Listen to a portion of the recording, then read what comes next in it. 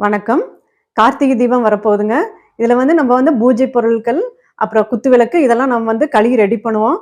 இந்த பித்தள விளக்குலாம் கழுவுறது கொஞ்சம் சவாலான விஷயமா தான் இருக்கும். வாரத்துக்கு ஒரு தடவ கழுவுனா கொஞ்சம் ஈஸியா இருக்கும். நம்ம முடியாதவங்க ஒரு 2 வாரத்துக்கு ஒருக்கா நம்ம கழுவுவோம். அப்ப வந்து எண்ணெய் பிசுக்கு, அந்த ஏற்கனவே வச்சிருந்த பொட்டு இதெல்லாம் போய் ரொம்ப நல்ல பிசின் மாரி புடிச்சிருக்கும். இத எப்படி நம்ம வீட்ல இருக்கக்கூடிய 2 பொருட்கள வச்சு எப்படி சுலபமா கழுகலாம் அப்படிங்கிறத நம்ம இந்த வீடியோல பார்க்கலாம். இப்போ தண்ணி வந்து நல்லா கொதிக்க வச்சிருக்கேங்க. கொதிக்க வச்சு இறக்கி வச்சிருக்கேன். இப்ப 2 லெமன் எடுத்துருக்கேங்க. நம்ம விளக்குக்கு தகுந்த மாரி நம்ம லெமன் எடுத்துக்கலாம்.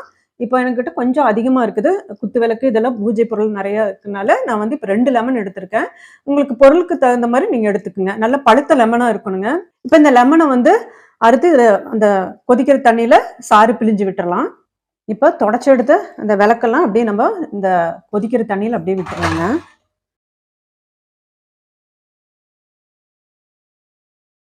இப்போ வந்து உடனே நம்ம கழுவக்கூடாது.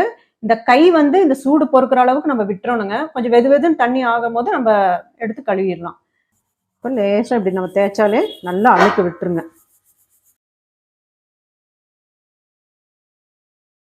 இப்ப நம்ம தேய்ச்சுட்டு இந்த ஸ்க்ரப் இருக்கு இல்லையா? இந்த ஸ்க்ரப்ப வந்து அப்படியே அடுத்த விளக்குக்கு நம்ம யூஸ் பண்ணக்கூடாதுங்க. இந்த ஸ்க்ரப்பையும் நம்ம நல்லா கழுவிறணுங்க. இந்த ஸ்க்ரப்ல இருக்கிற அழுக்கும் வந்து போயிறணும். இல்லைன்னா மறுபடியும் இதே அழுக்க கொண்டு போய் அந்த விளக்குல இது பண்ணுவோம்.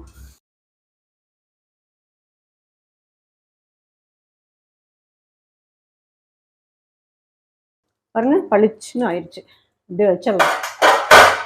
நெக்ஸ்ட் இந்த சூட்ல நம்ம விளக்க தேய்க்கும்போது அதுல இருக்கிற அழுக்கெல்லாம் விட்டுரும்.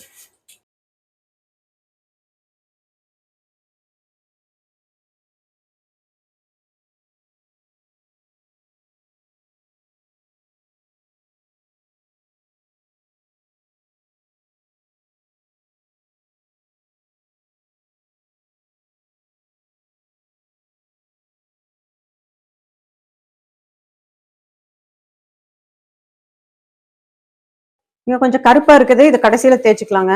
ஏன்னா இத தேய்ச்சுட்டு இந்த இடத்த தேய்ச்சோம்னா இதுல இருக்கிற இதெல்லாம் இங்க வந்துரும். அதனால நம்ம இந்த இடத்த வந்து ரொம்ப கருப்பா இருக்குது. இது வந்து கற்பூரம் காட்டுறது.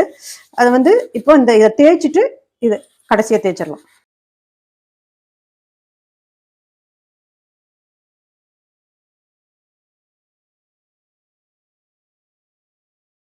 இப்ப நம்ம சுடுதண்ணி, லெமன், நம்ம வீட்ல யூஸ் பண்ற டிஷ் வாஷ் இதுதான் வச்சு நான் கிளீன் பண்ணி காட்டியிருக்கேன்.